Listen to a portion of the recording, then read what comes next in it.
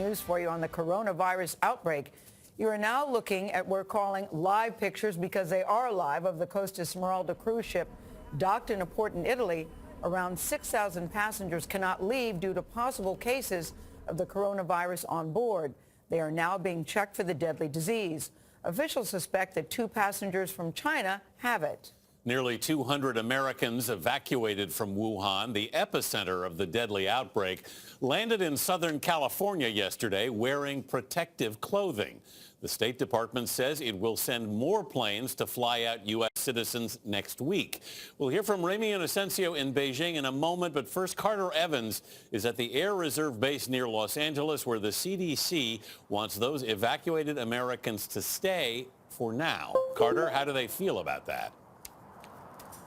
Well, we want to make a distinction. First of all, the Americans who landed here are not under quarantine. They are here voluntarily for up to 14 days. And those we spoke with say it's a small price to pay to get home and to know that they're healthy. Ian Thompson was one of 195 Americans on the flight from Wuhan to the U.S. We first followed his journey to Wuhan's airport before catching up with him on the ground in California. The people were quite jovial. People were, I think mainly they were just so relaxed to get outside of Wuhan. He told us passengers were screened every 2 to 3 hours on the plane before they were greeted by health officials in hazmat suits at the airbase. Did you have any high-risk individuals on the flight? There were no individuals that responded to the questions indicating that they were high risk. We're reassessing that now. The CDC's reassessment includes nasal swabs and blood tests. How long will it take to get those tests back to determine if they do in fact have the virus? We think we can do that in the 72 hours.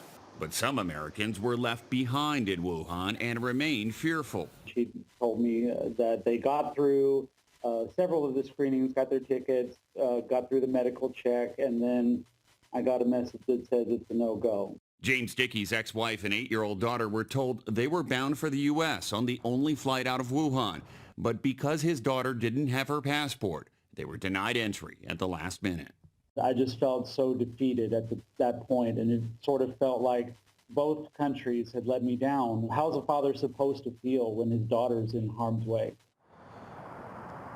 The World Health Organization plans to meet again today to determine if this is a global health emergency, especially now that person-to-person transmission has been confirmed in several different countries. Tony? It is concerning. Carter, thank you very much. 170, with more than 7,700 people infected.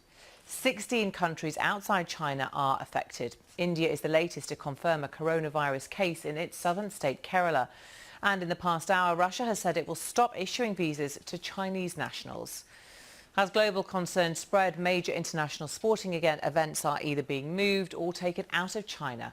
The Chinese Football Association has announced no games will be played this season, while the indoor World Athletics has been postponed for a year. Drastic measures to contain the virus are continuing to have huge disruption on people's lives in China. Wuhan, the city at the heart of the outbreak, is usually bustling with people, but as you can see, now resembles a ghost town. All roads into and out of the city remain sealed off, and the Chinese authorities have announced additional travel measures today. Buses going to Hubei province have been suspended completely. 16 provinces have suspended intra-provincial long-distance coaches. Wuhan city and other 5 cities have suspended rail transportations, and such suspension of public transportation network has triggered great public concern. Well, governments around the world have been evacuating nationals who've been stuck in China. Let's take you live to Shanghai and talk to our correspondent, Robin Brandt, who is there for us. Robin, welcome to you. How successful or not are these evacuations going? Well, for the Americans, it's working out okay. They're planning another airlift next week. We learned from the State Department in the last hour or so. The Japanese as well. They took some 200 or so of their citizens in the last 24 hours, and there will be at least 2 more flights, I think. The Brits haven't had success, and effectively the problem for them has been bureaucratic hurdles, because the Chinese didn't give permission for the flight to leave, because they at one stage wanted just British citizens on the flight. We understand there were problems involving the partners of some British people who were Indonesian, for instance, or were citizens from other countries. So that is what the problem has been for the British flight. The Foreign Office is saying it is dealing with it urgently. It's optimistic that the flight will be able to leave Wuhan on Friday, taking some 200 or so people back to the UK. And also it's hopeful that British citizens will be on board with their partners, irrespective of where they are from. Robin, we know that in the next few hours the World Health Organization are meeting to discuss whether to declare this a global health emergency. What impact will it have if they do?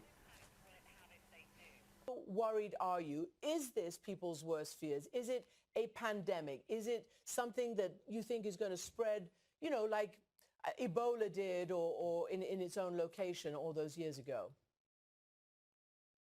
So I think it is a very serious outbreak, and it already has spread beyond China in small numbers, but most of those people seem to have been identified. We hope that most of them have been identified.